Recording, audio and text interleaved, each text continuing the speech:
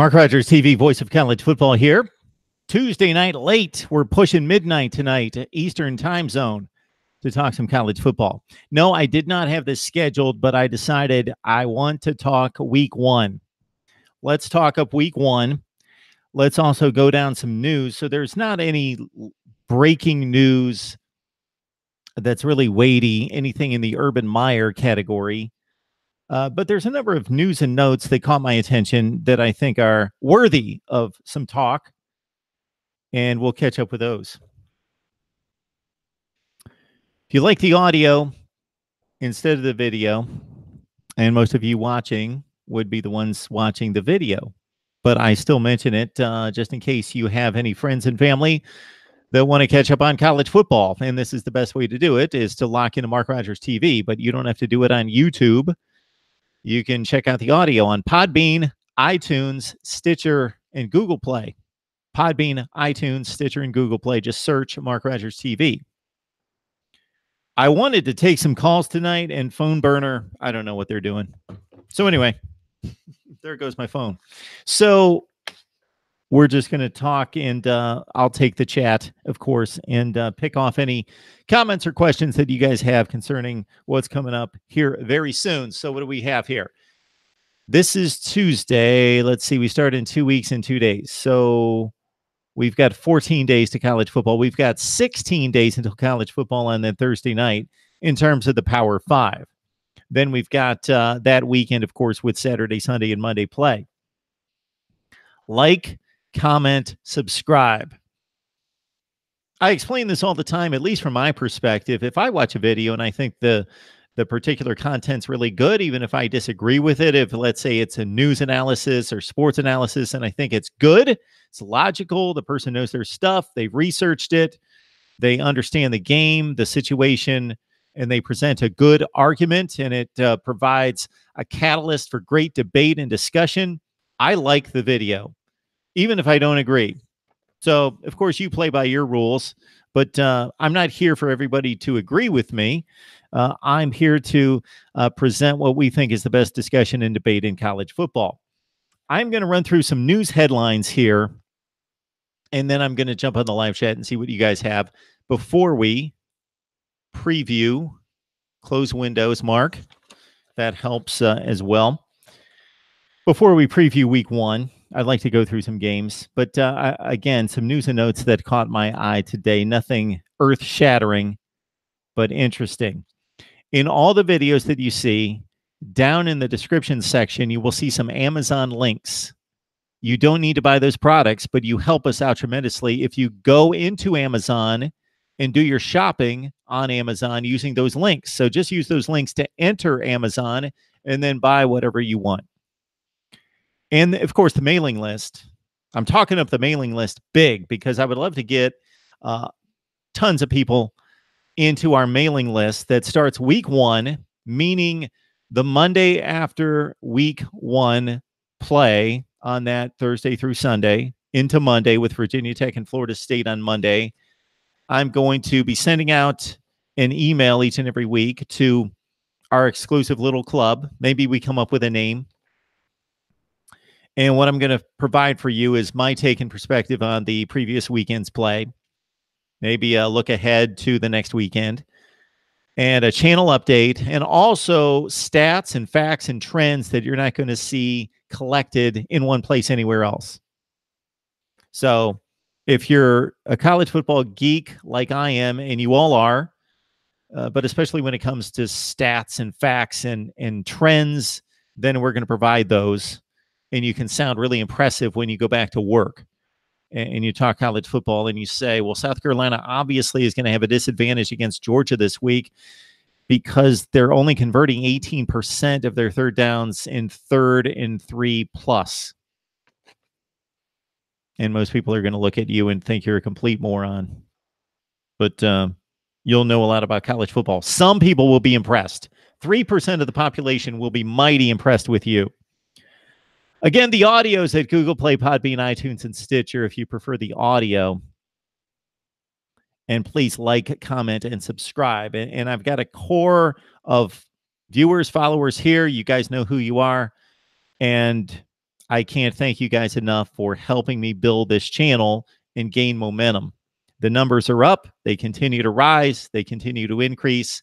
And historically, over the past few years, the numbers that I've received for the first 6 months of the year, no college football, basically, except for the first week of January, January through June, those are tripled in the second 6 months of the year. So if we can do that, that would be phenomenal. Because the comments especially are just blowing through the roof. The views are about the same, and the reason the views are the same is I'm producing a lot less content with all these long live streams. But YouTube is rewarding me because people are watching for more than 10 or 15 minutes at a time. Mailing list. Send me your email address at MarkRogersTV@gmail. MarkRogersTV@gmail. Send me your name and your email, and you'll get on the mailing list that starts week 1 on the Monday, the night after LSU Miami, and just prior to Florida State Virginia Tech on that Monday. All right, before I get to the live chat, I would love to check out some news and notes because a number of these caught my attention. Again, I wasn't floored. I wasn't stunned. It wasn't anything that's going to shake up the college football or sports world, but just some interesting things that went on today. And of course, we always want to get your take. So Jim Harbaugh is playing up this quarterback battle that I can't imagine is really in existence. So the article by ESPN staffer Dan Murphy is titled, Jim Harbaugh hopes to name starting quarterback sooner rather than later. And it says, Michigan coach Jim Harbaugh said he'd like to figure out his starting quarterback spot sooner rather than later. But right now he thinks the battle for that job is as competitive as any on the Wolverines roster. Ole Miss transfer Shea Patterson and redshirt sophomore Brandon Peters are considered front runners to win the job ahead of Michigan's season opener at Notre Dame September 1st. Former five-star prospect Dylan McCaffrey, freshman Joe Milton, graduate transfer Jeff George Jr. have not been ruled out of the competition yet either. Quote, none of them have given in, Harbaugh said Monday night. None of them have dropped off, so it rages on. Do we truly believe that it's raging on as a quarterback competition? Of course, all eyes are on Shea Patterson, and it would seem inconceivable that he would transfer from Ole Miss to come to Michigan to sit on the bench and lose a quarterback competition. We do have to keep in mind, though, that Brandon Peters was just a freshman last year, a redshirt freshman, had not played, of course, and he took over for, let's see, it was Wilton Spate, and then it was John O'Korn, and then it was basically Brandon Peters, and then he got hurt, and O'Korn had to play against Ohio State, and then Peters came in to finish up the season against South Carolina in the Outback Bowl. But Brandon Peters is a capable quarterback. He was very highly ranked himself. So Shea Patterson, I can't imagine, is not going to win this job, but Jim Harbaugh is towing the company line and selling the quarterback battle at Michigan between all of them. And there are some names here. When you talk about either the expectations in college, i.e. Shea Patterson and what he's already accomplished, Brandon Peters, again, was a top recruit. We tend to push him to the side.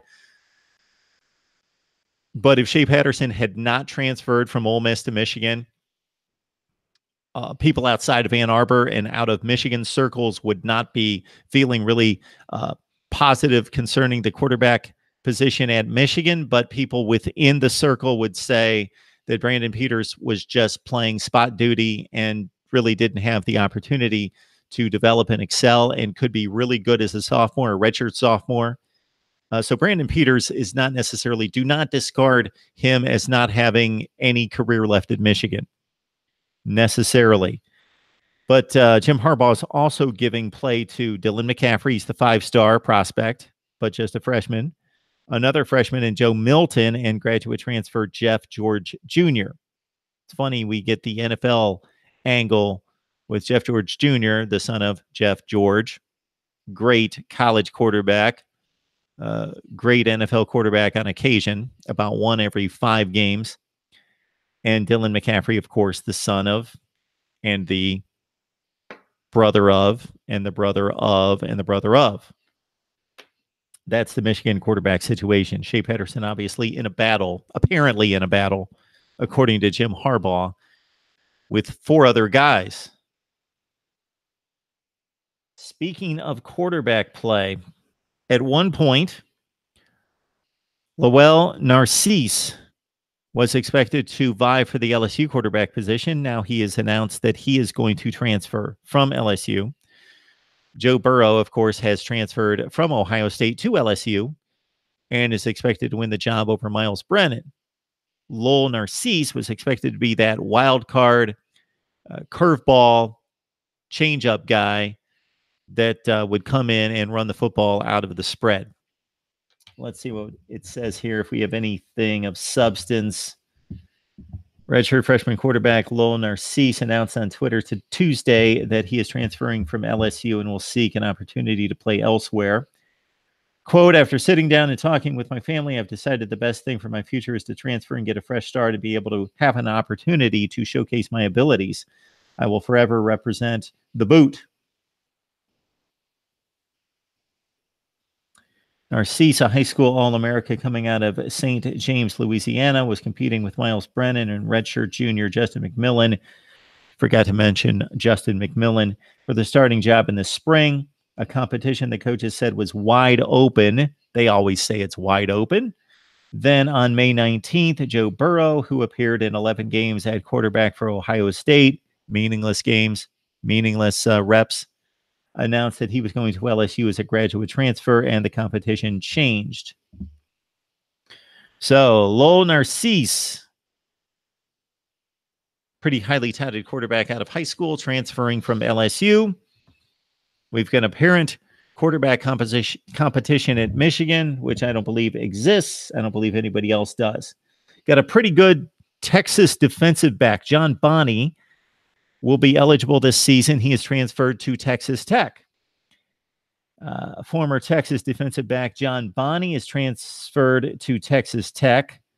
The Red Raiders announced today. He's a graduate transfer, eligible this season, has 1 season remaining. Bonney started 15 career games for Texas, so that's a little over a season. He had 87 career tackles and 14 pass breakups. So if you look at that for 1 season's totals, it's pretty darn good. It probably prorates to 75 tackles and 12 pass breakups. That's productive. He has started 3 of those career games of 15 against Texas Tech. Just finished up my Texas Tech notes. Of course, I'm delivering your previews and predictions. I just posted the Stanford Cardinal. So check out that video. I've knocked out Oregon State, Oregon, Washington State, Cal, and Stanford. I've got 1 to go in the Pac-12 North. Check out those videos and leave in the description section, not the description section, in the comments, leave your prediction. Would love to hear what you have to say. What other notes caught my eye? I think there were 2 more. This is going back a day or 2. That Colorado State coach Mike Bobo is undergoing medical evaluation. He experienced numbness in his feet, the school announced in a statement on Monday. He's 44, of course, a former Georgia quarterback, scheduled to begin his 4th season with the Rams, who opened the season against Hawaii a week early. So let's not forget week 0. Week 0, Hawaii and Colorado State, probably the best game of week 0. Bobo said in a statement the doctors advised him to be admitted to the hospital after Colorado State's 2nd scrimmage Saturday night. Okay. Test results are coming soon, that we will have some answers soon, Bobo said in a statement. Mike Bobo, Colorado State head coach, numbness in his feet, hospitalized, undergoing evaluation in his 4th season at Colorado State. They're coming off a 7-6 season. And then finally, a pretty decent BYU linebacker has transferred to Utah, and it was announced today that he is cleared to play for the Utes immediately this season. And he had some off-field issues, and Kyle Whittingham took him in. This is Francis Bernard getting a second chance to continue his football career. He's a former BYU linebacker, cleared to play for Utah, start practicing with the team Monday. The junior will have 2 seasons of eligibility remaining and is eligible to play this season for the Utes. Bernard adds depth to a linebacker unit that includes starters Chase Hansen, Cody Barton, and highly regarded JUCO transfer Bryant Pirtle. So this kid got into some trouble, I believe, this summer. Bernard joins Utah after being arrested last October on suspicion of a DUI. He was later fined $1,400 and sentenced to 48 hours of community service on a conviction of impaired driving. Class B misdemeanor, according to Utah County Justice Court records. Before the arrest, Bernard had been sitting out the season following alleged violations of BYU's honor code. Wonder what code that would have been. He had missed the 2016 Poinsettia Bowl for violating team rules following a sophomore season in which he recorded 79 tackles and 3 interceptions. So the kid can play some decent football. Francis Bernard, cleared to play for Utah, pretty good linebacker, has 2 years of eligibility remaining for the Utes, and Kyle Whittingham. Those are most of the news and notes I wanted to get to. Michigan's quarterback situation. Lowell Narcisse transferring from LSU. Utah gets a linebacker from BYU, cleared to play this season, and Francis Bernard. We got the Texas Tech defensive back, Bonnie, coming from Texas, and he's a pretty good player as well. And Colorado State's Mike Bobo, we wish the best in his situation as he continues to undergo tests. We are going to look at week 1 of the college football season, and we're even going to take a sneak peek at week 0 and see if you guys have any interest in any of the FBS group of 5 type games that are being played August 25th. So it was last college football season. You may remember that Stanford played Rice the week before everybody else played, and there was also a Saturday afternoon game, Oregon State and Colorado State, week 0. And because there was no other college football on, this game was on CBS Sportsnet. And because we're all so starved for college football, Colorado State, Oregon State had my attention, my tunnel vision attention, my undivided attention. And I blew up the post-game analysis on that like nobody's business, like it was a college football playoff game. Colorado State and Oregon State last year, 58-37. I still remember the score. All right, before we dive into week 1, let's go into the chat. I'm really dumb, actually, for even firing up a live stream tonight because I need to crank out these videos. I've got previews and predictions to get out before the season starts. And I just mentioned we are basically, now that it's past midnight, or basically midnight in the Eastern time zone, that it's Wednesday. We are 15 days away from college football, and I've got to get all the Power 5 conferences done. We'll get there. Land Found. Haven't seen that name in a long time. Good to see you. Welcome back to Mark Rogers TV. Dondre, what is good? Clemson, they're pretty good. Panther Pro 22. Got to jump on for the live stream. William Lee.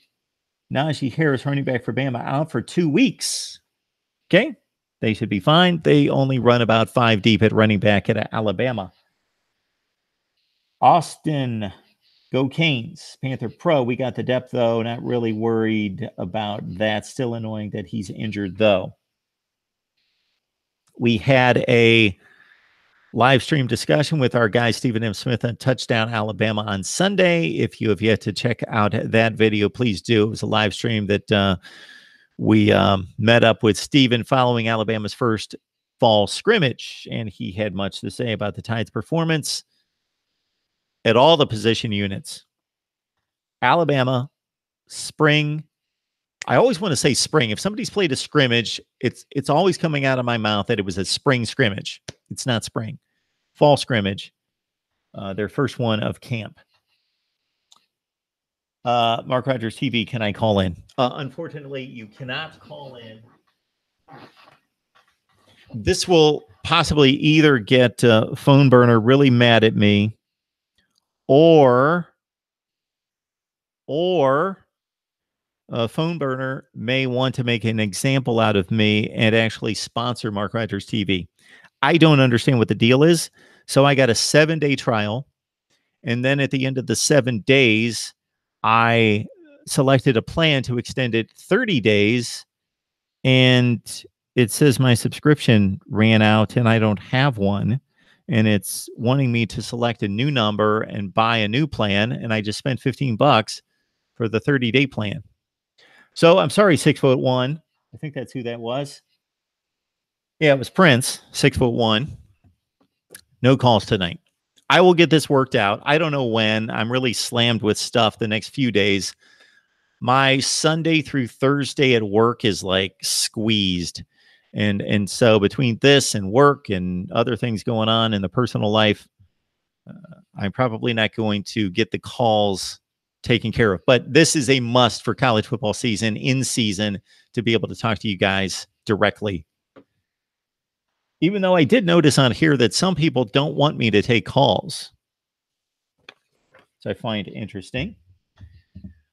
Land found the treatment of football players' verbal and psychological abuse. Of course, he's alluding to the Maryland situation in which they're apparently taking accountability of, as I read the headlines. Jason Hughes. Welcome to Mark Rogers TV, Jason. I don't know if you've been watching for quite some time, but I believe this is the first time you've commented. So we appreciate you checking us out. 2 quarterbacks transferring from LSU. Narcisse and did Justin McMillan? I don't believe so. He was listed in the article. Chris Harris, I played against Damian Harris in high school. That kid is a beast. Still can't believe he chose Bama over Kentucky. Chris, can you not believe that he chose Bama over Kentucky? But Chris, I have all the respect in the world for you lining up versus Damian Harris. Tell me what position you played. Let us know how that fared. Did you make any physical contact with the guy? Did you have to, maybe you were a cornerback and they were coming around on the sweep and a couple offensive linemen pulling guards just wiped you out? I don't know what happened. I would love to hear the story. You can make one up. You can maybe say that you tore him up. You just did a Jadeveon Clowney smackdown of Fitz Toussaint in the Outback Bowl. That's what you did to Damian Harris. William Lee, Panther Pro, yes. Top 3 running backs will be fine for Louisville. Alex Martin, I haven't seen that name. Alex, welcome to Mark Rogers TV. We are the voice of college football. My son tells me all the time I've got a pound at home. Voice of college football. Other people tell me that as well. We are the voice of college football. Alex, I don't see a Michigan mini helmet back there. Mark, don't make me send the goons. Why don't you just send me a Michigan helmet? So here's the story on this.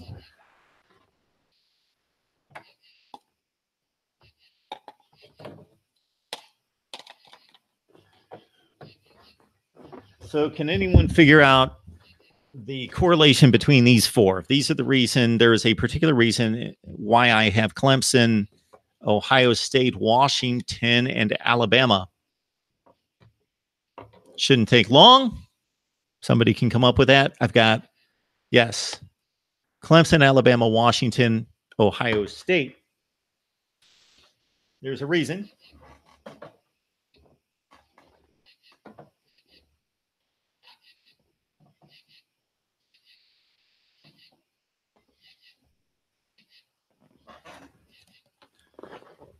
The reason is I am picking them to go to the college football playoff, and the first 2 out this year are going to be Tennessee and Ole Miss. They're going to make the college football playoff. The first 2 out, my prediction, Ole Miss and Tennessee. It's a spoiler alert for my prediction videos. I know, but I've got Tennessee winning the East, losing to Alabama by 1 point in the SEC championship game. Ole Miss beating Alabama in the regular season. And they just barely missed the playoff with 2 losses. No. So I've got Ole Miss and Tennessee because there was a big sale at work, and I wanted to try to get down there to buy as many of these as possible, and there were 2 left. So thus, Ole Miss and Tennessee. Maybe we'll take the YouTube earnings and load up the shelf with helmets. And so if I'm talking about Georgia Tech, you're going to see Georgia Tech. But I would want to have a big helmet for that. If I was just going to have one helmet per team, per subject, then I would just want to have the authentic large helmet.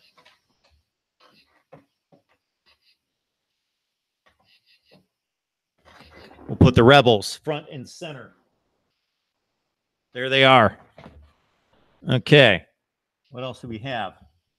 So there you go, Alex. Michigan helmet. Send it my way. Send your name. I've got it, Alex Martin, and your email address to MarkRogersTV, and we'll put you on the mailing list. And then you can send me a helmet. And in return, we can have a Michigan argument. Do you guys know who? Shoot, I don't remember who the guy's name is now. It's like Joel Platt, not Joel Klatt, not the college football announcer. I think his name's Joel Platt. Anyway, he's a subscriber of mine, and when we hit 5,000, I did the math and went back, and a gentleman by the name of Joel Platt was my 5,000th subscriber, as best I can determine. And I went to his YouTube page, and there's really nothing there, and so I wasn't able to leave any kind of comment to say, "Hey, Joel." I think it's Joel. It's either Joel Pratt, Joel Platt, something like that. Hey, Joel. Congratulations. Thank you for being the 5,000th subscriber to Mark Rogers TV. And because you have earned yourself a debate with Mark Rogers TV. So if anyone knows him, get a hold of him. And I'm saying it right now. And if Joel, you're watching right now, I hope you are, as the 5,000 subscriber. As soon as you subscribed, I'm sure you watched every second of every video after that. That you can come on. It doesn't have to be a big debate. We don't have to fight, but we can. That would be great. It would be fun to have a debate. But if you just want to come on and say hi, and we'll recognize you for that. I would love, and I've mentioned this a few times when we do talk views and subscribers and comments and all the YouTube analytics, that I would love to be able to go back and see who my first subscriber was, number 2, number 3, and where at some point and they're still subscribers now. So anybody that has unsubscribed will not be on my current subscriber list. So those people are still apparently watching. Maybe some aren't, but still subscribe. But I would love to see at what point some of you guys would show up and I would say, oh, wow, look at number 13 is Navy Thomas or whomever.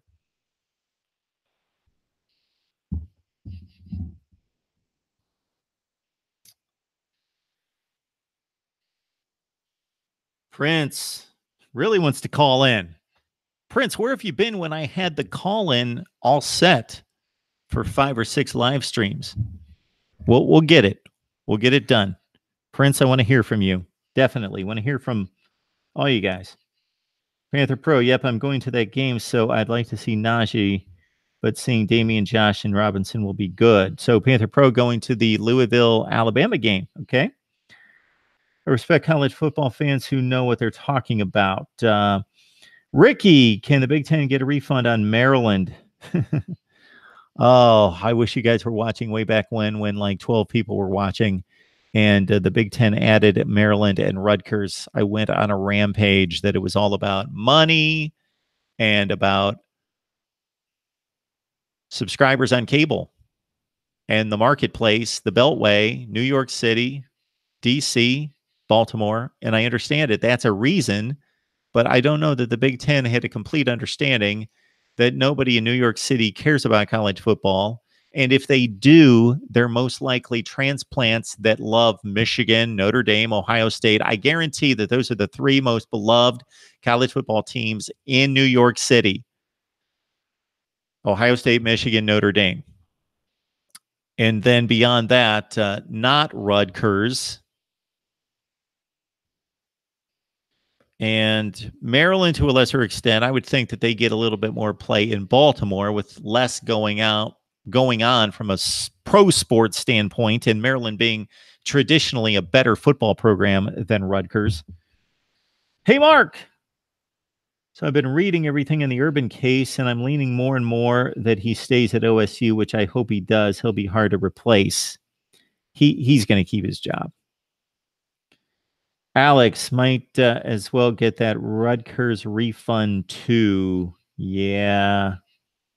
Buckeye State Sports, will you ACC guys take Maryland back? We don't want them anymore. We didn't want them from the start, I don't think. Or if I'm representing the Big Ten here. Jimmy always doing that. You get used to it. Talking Big Bubble Blue about the quarterback position. And I understand that from a coaching perspective. He wants to push these guys. We talked about it with Matt Moscona from ESPN Radio the other day. If you caught my discussion with Matt on LSU, and if you have any interest in college football, and especially this LSU Miami game or the SEC, you've got to catch my discussions with Matt Moscona. He is really good. There's a reason that he's locked down a job with ESPN Radio in Baton Rouge and New Orleans. He is funny. He's articulate. He's got a great voice. Wish I had his voice. But that's beside the point. He just thought it was hypocritical and silly for Ed Ogeron to play it's an open competition game, and he should just say, Joe Burrow is the quarterback. But I said, Matt, for LSU and Ed Ogeron to state publicly that it's Joe Burrow's job when he, A, has never thrown a pass at LSU, B, has not proven anything in the collegiate level, versus guys that have been in the program.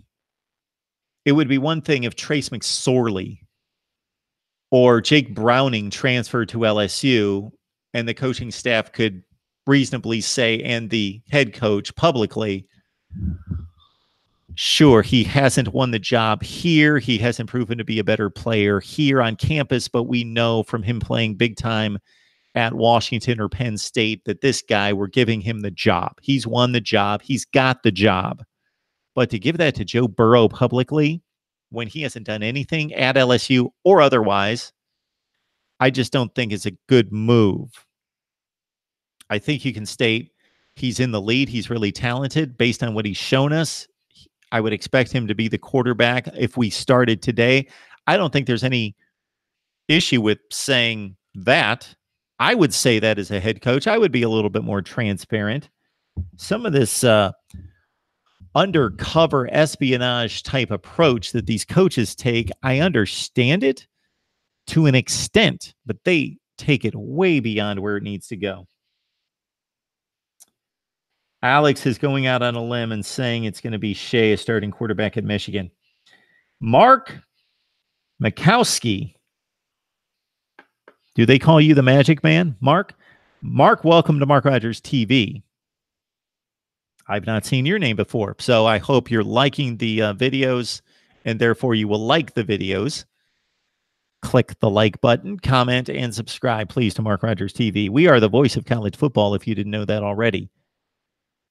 Mark says, discuss the 4 non-conference 3-week and the difference non-Power 5 teams that win 10 that would lose 4 in Power 5 getting bowl consideration. 9 easy games never wear you down. Okay. Gonna have to weed through that comment. Okay, Mark. Let's take this one sentence at a time, or it is actually one big sentence. Discuss the 4 non-conference 3-week and the difference non-Power 5 teams that win 10 that would lose 4 in Power 5 getting bowl consideration. Mark, I am ecstatic that you have locked in on our live stream tonight and you've joined Mark Rogers TV. I really don't know what you're talking about here. I would be happy to address your question. Drake Patterson's the guy. And yes, Drake, I don't know that I responded to you. You did come through. I did get your email to put you on the mailing list. Prince just hurt over not being able to talk to me tonight. Prince, I would like to talk to you as well. Drake, doesn't matter. Michigan will be 3rd or 4th in the East anyway. Well, we're going to address that here very shortly. McCaffrey has a chance, according to Prince. Michigan sucks, not matter who at quarterback. Dondre. Michigan losing week 1. Milton looks promising. Okay, Chris, I mean, he could have handled the situation better. He did do what was required of him, but morally, he could have done more. We don't know the full story yet, so I'm careful to say certain things. Exactly. Anything else? LSU superfan on Lowell. So, as we mentioned in describing the decision at quarterback for LSU and Narcisse and his decision to transfer, yes, he's a running quarterback who would have been the change-up guy out of the spread. Yes, cannot throw. Lowell can't throw, says William.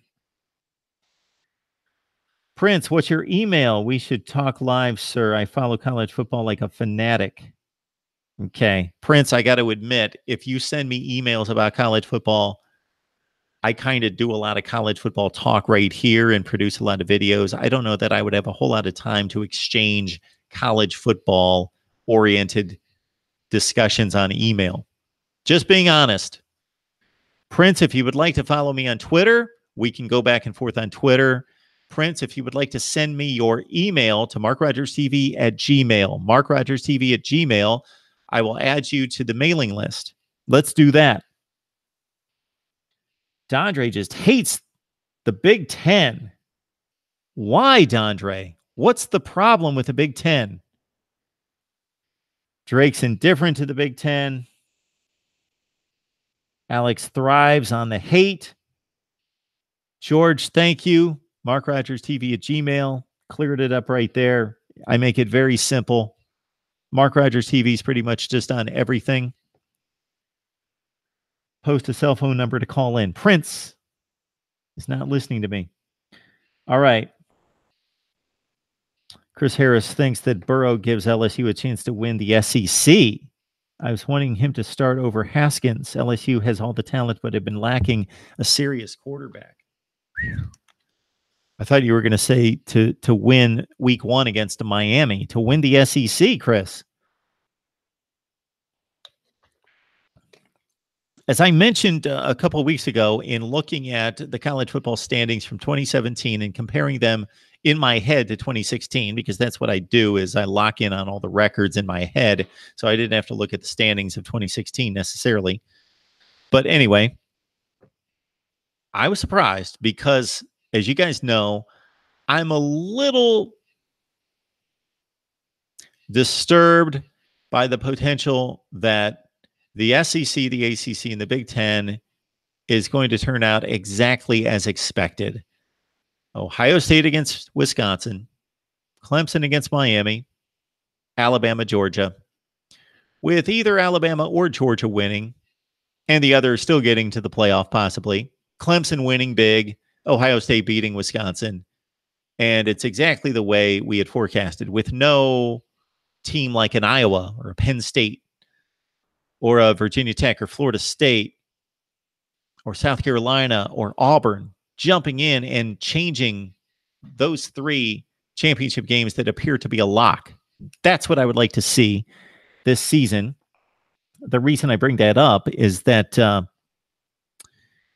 so while it seems inconceivable that LSU could compete for the SEC championship this year, and it seems so predictable in those 3 conferences in particular, and Washington, a big favorite in the Pac-12, maybe the biggest favorite of any team in any conference, and Oklahoma still the huge favorite in the Big 12. So it even extends to all 5 conferences. That 23 teams last year out of the 68 in the Power 5 plus the major independents either increased or decreased their win total from 2016 by at least 3 games. That stat blew me away. Now, those teams aren't typically on the top, so it's not Ohio State going from 11 wins to 8 or Alabama going from 11 wins to 8. It's not those teams that we're seeing it. We're seeing Michigan State go from 3 wins to 9 in the regular season, and Oregon State went from 5 to 1. Those are the differences between the 2 years, but that caused me to really rethink my predictions because there are going to be more aberrations than I think we typically think, because we were so swayed by what happened last year and the thought that this is still the way things are and things aren't going to progress. And it's difficult to forecast. That's why few people in life are visionaries. It's difficult to forecast what's going to happen and to see the tea leaves and to be able to read the tea leaves into the future.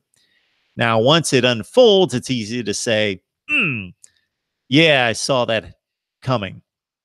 I knew that they weren't that good in 2017 and that they were going to drop off. Or I knew that everything was coming together and they lost so many close games in 2017 that they were really going to take off this year.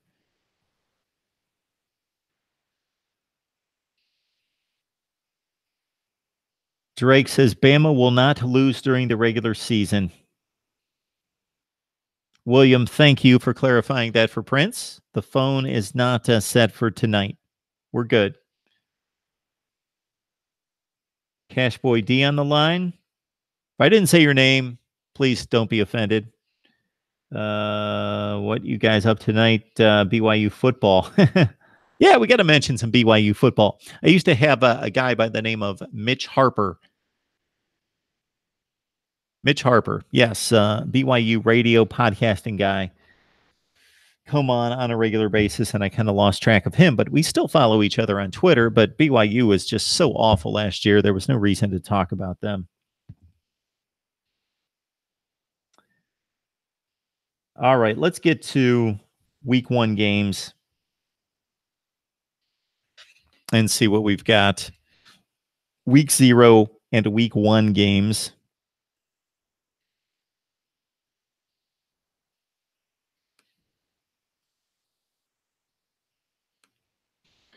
To the schedule. Okay, Saturday, August 25th. Are you guys watching any college football?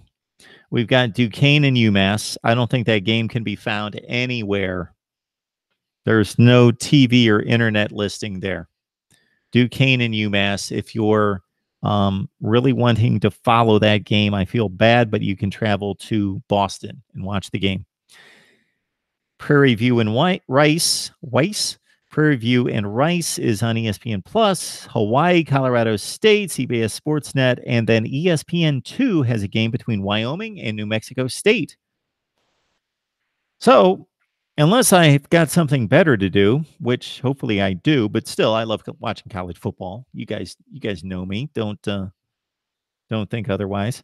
Hawaii, Colorado State. I'll lock in on that one at 7:30. And then if it's a really good game, I'll watch that to completion. But if not, then at 10 o'clock, I flip over to ESPN2 and I watch Wyoming minus Josh Allen take on New Mexico State on the road. Hawaii, Colorado State, Wyoming, New Mexico State. Do you guys watch those games? Will you watch those games? You can just check those out on CBS Sportsnet and ESPN2. All right, then Thursday night. This is pretty clear cut for me. We've got UC Davis and San Jose State, Central Connecticut, Ball State, Kennesaw State, Georgia State, Central Florida, Connecticut, New Mexico State at Minnesota, Northwestern at Purdue, Wake and Tulane, Savannah State, UAB, Mizzou State, and Oklahoma State. Weber State taking on Utah on the road, of course. Southeastern Louisiana taking on Louisiana Monroe, and Northwestern State against Texas A&M. So for me, on that Thursday night, at 7 o'clock, I am flipping on Central Florida at UConn. 7 o'clock ESPNU, Central Florida at UConn. And I'll take that in for about an hour. So I'll get almost a half in on Central Florida, UConn. And I don't know, maybe I could be swayed by Minnesota and New Mexico State on the Big Ten Network, but mostly it's going to be most likely going to be Central Florida and UConn. And then at 8 o'clock, I am taking in start to finish, unless it turns into a bad game, I am taking in Northwestern Purdue. 8 o'clock, that takes us to about 11:30. And then I'll finish up with the remainder of probably the Utah Weber State game on the Pac-12 Network. which I don't have, so I'm not going to be watching that game. But whatever, whoever's playing. I don't have the SEC network. I've got FS1 with Oklahoma State playing, so maybe I'll check out their starting quarterback situation at the conclusion of that game. So that's Thursday night. It's pretty clear cut for me. Central Florida, Connecticut for an hour, and then Purdue and Northwestern. Friday night, Syracuse at Western Michigan, Monmouth at Eastern Michigan. Michigan State's hosting Utah State. Duke is hosting Army. Sneaky good game. Western Kentucky, Wisconsin. San Diego State, Stanford. Nice. Portland State, Nevada. Colorado State. This is a good night. Good night of football on Friday night, August 31st. So, well, why not? If I'm home, ready to go, Syracuse, Western Michigan. I'll watch it for an hour. Nobody else is playing. Syracuse at Western Michigan. Possible upset bid there. And then an hour later, I would watch Michigan State because of the caliber of team being played or the caliber of play Michigan State is.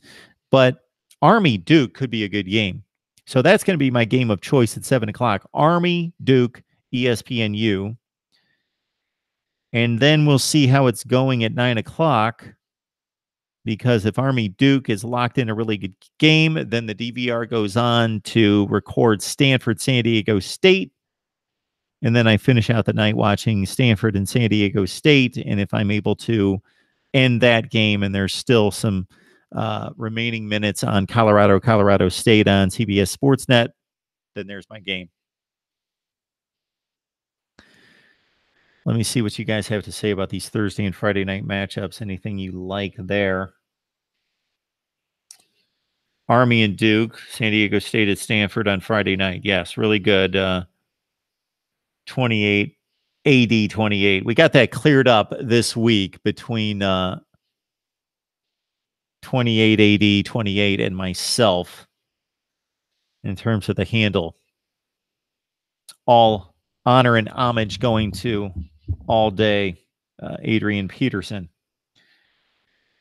All right, agree, Buckeye. I will be watching that game. Never thought I'd see the day when Northwestern versus Purdue is a good game. It's been a good game in the past. Come on. It's been a while. Been about 15 years, but it's been. We'll likely watch Oklahoma State's Thursday game and a little of the Big Ten matchups. That's coming from 28 AD 28. Hoghead. Just the games suck. Okay. Do the schedule for September 29th. Well, we've got September 1st, the 8th, the 15th, the 27th. We got 4 weeks of football, Hoghead, before that. Tennessee, West Virginia. Who do you have winning that game? Terry Hendrickson. Welcome to Mark Rogers TV, the voice of college football. I've not seen your name before, so if you've watched us, I appreciate it. If you're checking us out for the first time or a second or third time, hope you stick around and subscribe. Tennessee, West Virginia, I will have a pick every Wednesday night for these games. I think Wednesday night is going to be the night to predict all the games. So Wednesday night will be the night for predictions.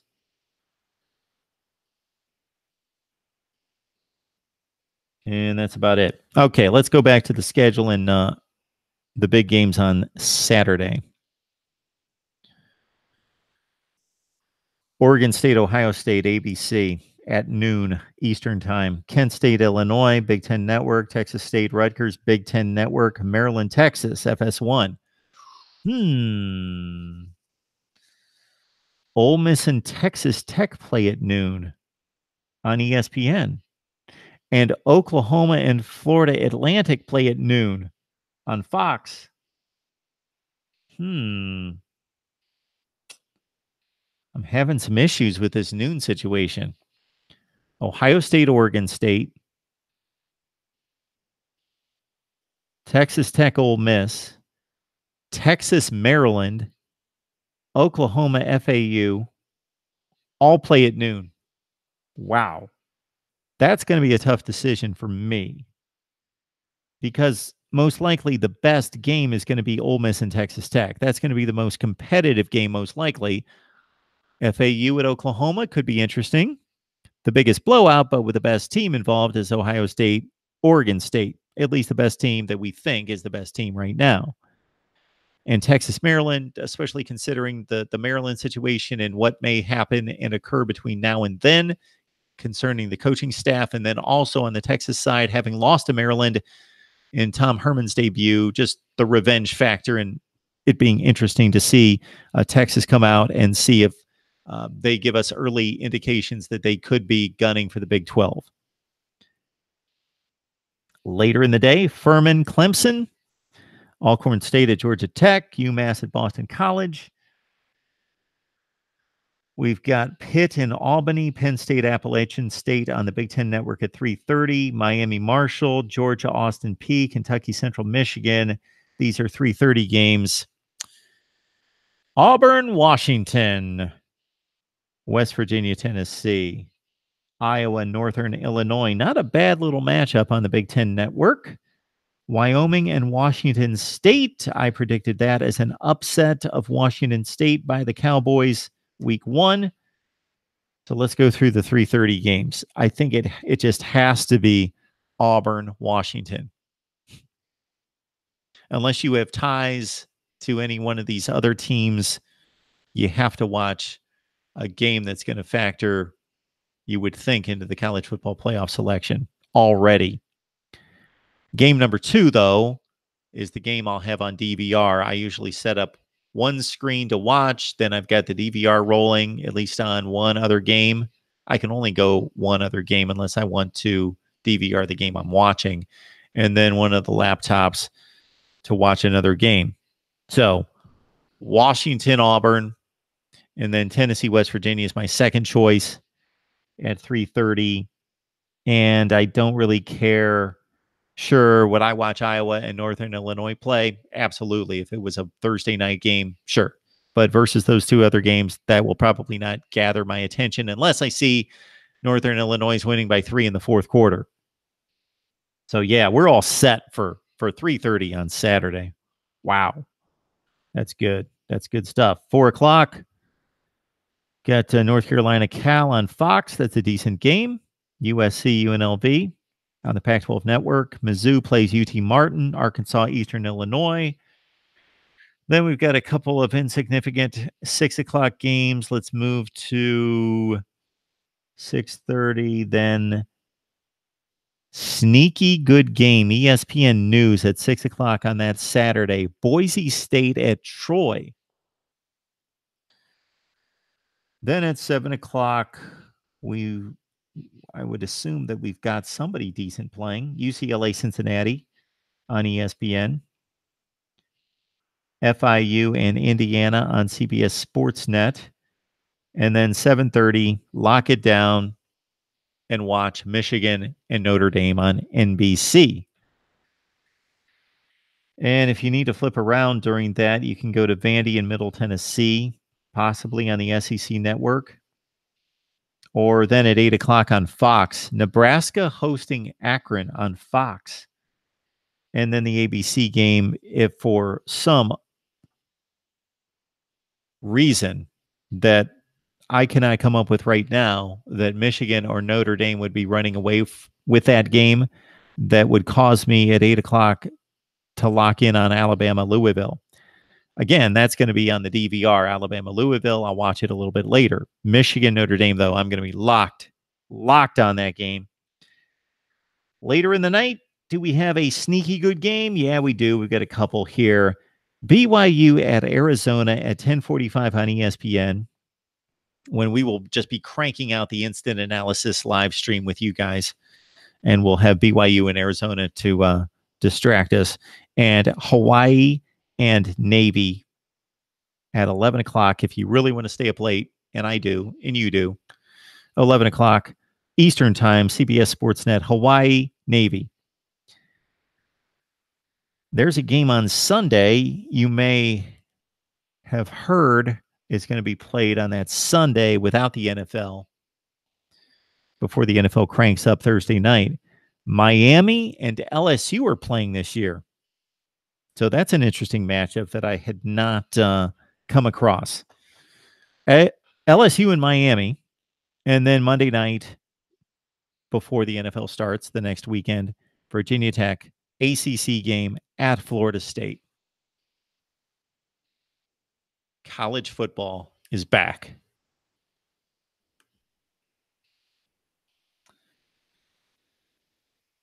The two most overrated teams in recent history, Michigan and Notre Dame. Brian. So you're talking about complete programs. Has Texas not been overrated since 2010? Michigan's been more successful and Notre Dame more successful than Texas. LSU superfan. I got the Vols upsetting West Virginia in a high-scoring game, something like 42-38. I would not be surprised. And we had our West Virginia guy, Schuyler Callahan, on the other day, and we mentioned the same thing to him. I said, how scared are you of Tennessee? And before I asked the question, I told him, you know, Tennessee has more talent on its roster than you do. Not necessarily at the skill position players or where it counts, or that it's unified and together and been playing well together and is ready to go. But Tennessee most likely has more talent on its roster than West Virginia. I don't know if I'm going to be as brave as LSU superfan and pull the trigger on that upset call. Brian Green, yes, Texas is, but you didn't mention Texas. But then you came back. If you would have just said Michigan and Notre Dame have been really overrated in recent years, I would have been right there with you, Brian. But you said the two most overrated, and that's why I threw in Texas. Terry's coming back with a call on with the uncertain quarterback position. I think the Vols will only score 14 points. This is coming from a Tennessee fan. Really, 14 points against West Virginia? That would be sad. Ricky, tried to go to a bowl game, but not if they're playing in freaking New York City like last year. So Ricky goes to the bowl games, speaking of the Iowa Hawkeyes. So, Ricky, you've been down to the Outback Bowl. Can I speak tonight? Ricky, you've made it down to the Outback Bowl. I'm thinking, where has Iowa been? They've been to the Orange Bowl in 2009 against Georgia Tech. So Miami, there's a nice trip. The Outback Bowl several times and taking on Florida and LSU and South Carolina and Florida again recently. Iowa. They've been to those Alamo Bowl games in San Antonio. Ricky, did you go to the Rose Bowl against Stanford? I hope not. I kind of hope, because you would have had a nice time up until kickoff, until you determined and found out that your defensive backfield couldn't keep up with Christian McCaffrey, or that your offensive line could not block the Stanford D line.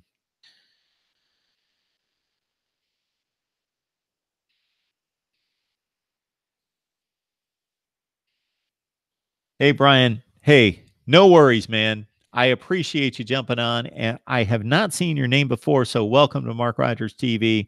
Maybe you've been watching for quite some time, but I appreciate you leaving your comment. All right. I think we've done enough work here tonight, boys. I got to say, I was pleasantly surprised that I have collected about 17 names, I think, for the mailing list thus far. And we've just started this in the last week. And two of them are, we have been honored to be included in the mailing with the fair sex. So we have a few ladies that have joined the mailing list as well. I didn't know that they were watching. So ladies, thank you and welcome to Mark Rogers TV. I know there's about, the YouTube analytics tell us about 6% of you watching Mark Rogers TV.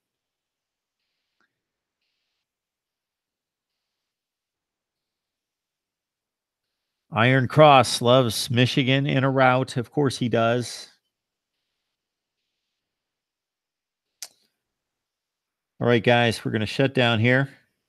I hope you enjoyed the rundown of the schedule for week 1. So for me, 6 o'clock, Sorry, 7 o'clock on that Thursday night, Central Florida, Connecticut. I take in 1 hour of that game. I go to Northwestern Purdue. Most likely that's a good game, gun to gun. And then I think to wrap up that night, there was one other game that was a little bit later. I don't remember. Friday night, bam, 6 o'clock, Syracuse, Western Michigan. Why not? For an hour. And then Duke and Army's probably my choice over watching Wisconsin or Michigan State play, just because it should be a much better game. Duke and Army. Army beat Wake Forest last year. And then late night, that night, Stanford, San Diego State is a must on that Friday night. And then possibly I'll catch the tail end of Colorado, Colorado State. Saturday at noon is rough for me with Oklahoma, FAU, Ohio State, Oregon State. Who else was on that list? There were 5 really good games at noon. Then at 3:30, it's just Washington, Auburn, with an eye on Tennessee, West Virginia. Then that night, I'll check out, of course, whatever's going on at 7 o'clock for a half hour. Not much of anything. I'll probably be wrapping up instant analysis and talking to you guys. Then at 7 o'clock or 7:30, we'll all just lock in on Michigan, Notre Dame. I would expect, I'm not telling you what to do. You watch whatever games you like. Watch whatever games you like. But I would think Michigan, Notre Dame. Alabama, Louisville on the DVR at 8 o'clock. And then whoever else we came up with late night there. All right, folks, I'm going to wrap it up right here. We're probably going to release one more video tonight because I really need to get these out. But check out our previews and predictions on Oregon State, Oregon, Washington State, Cal, and Stanford thus far. One more to go in the Pac-12 North. Then I'll feel like I've accomplished something. Tell your friends and family about Mark Rogers TV. I appreciate the support.